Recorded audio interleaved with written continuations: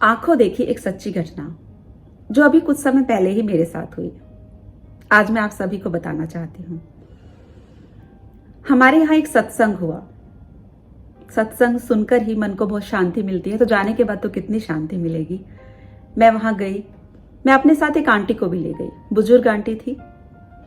वहां जाने के बाद जब सत्संग शुरू हुआ, सामने पूरा पंडाल भरा हुआ था, सामने सत्संगी बैठे हुए थे, माइक सब अपने अपने keyboard player and harmonium guitar सब सब था, पूरी टीम थी उनकी।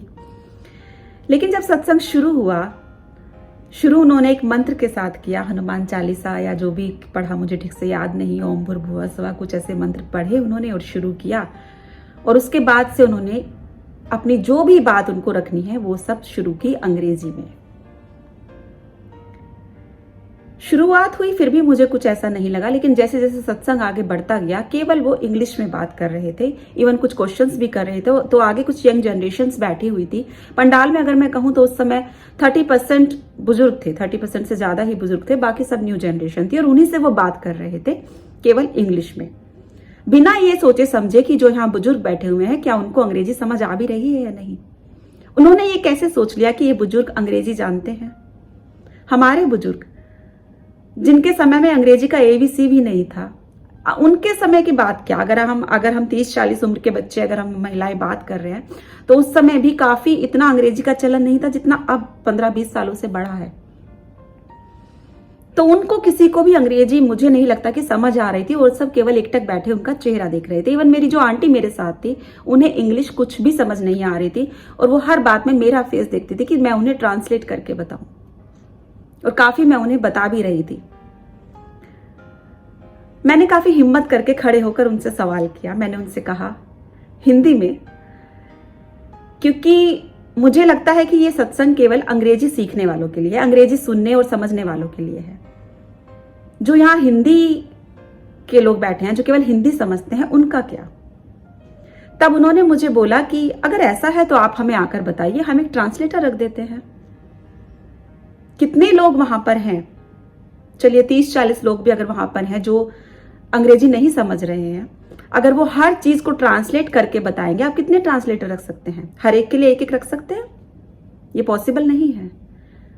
क्या आप 3 घंटे का, इसका मतलब सत्संग 30 घंटे तक चलाएंगे? ये भी आपके लिए पॉसिबल नहीं है। तो कहां तक ट्रांसलेट करके आप अपनी बात को बताएंगे? इसके बदले आप हिंदी में क्यों ही नहीं हर बात करते हैं? खैर, ये तो लास्ट वाली बात मैंने अपने मन में सोची, यहां तक मैं उनके साथ नहीं पहुंची, मैं पहुंचना भी नहीं चाहती थी, क्योंकि इस बात की गहराई को जहां तक है वो समझ ही नहीं सकते।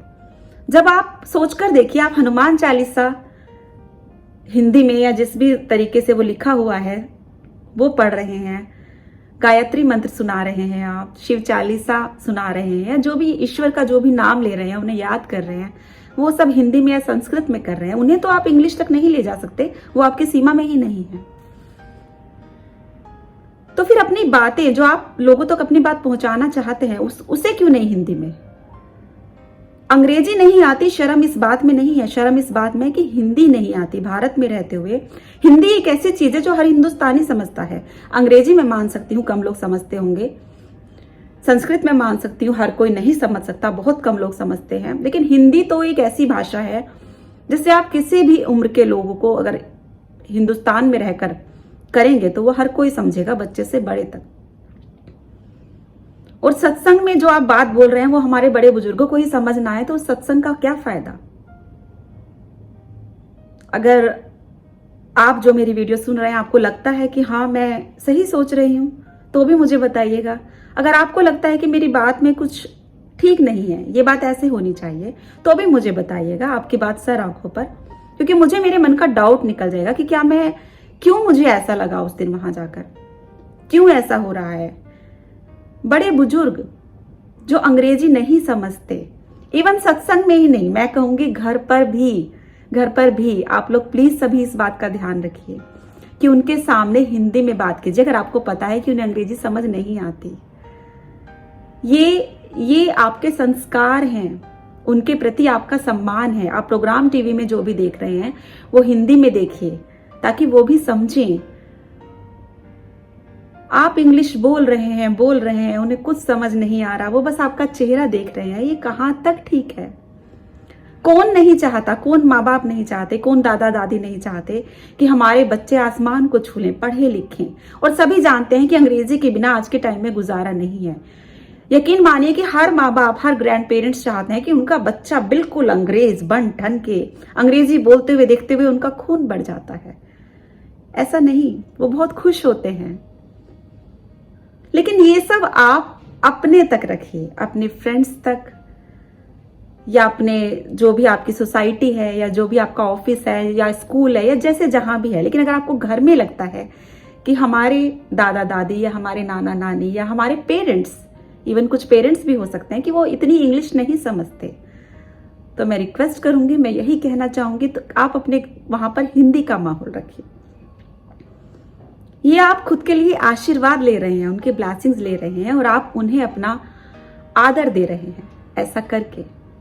जरा सोच कर देखिए, एक छोटी सी बात मैं आपके सामने रखना चाहती हूँ। मान लीजिए आपको हिंदी आती है, इंग्लिश आती है, कोई आके आपसे फ्रेंच में बात करने लगे, दो जने, तो आप एक टक उनका चेहरा देखते रहेंगे कि ये बात क्या कर रहे हैं। आपको कुछ समझ नहीं आएगा। आप कितनी देर बैठेंगे? 10 मिनट, 15 मिनट, 20 मिनट बाद आप उठकर वहां से चले जाएंगे। उस मीटिंग में आप बैठना नहीं चाहेंगे क्योंकि आपको फ्रेंच का कुछ भी शब्द समझ में नहीं आ रहा है। आप अपनी इंसल्ट फील करेंगे कि मैं यहाँ क्यों बैठा हूं, क्यों अपना समय बर्बाद कर रहा हूं। अगर हम ऐसे हैं तो आप सोचकर देखिए कि हमारे पेरेंट्स या ग्रैंड पेरेंट्स, उन्हें कैसा लगता होगा। सोचिएगा जरूर। मैं मिलती हूं नेक्स्ट वीडियो में, तब तक नमस्कार।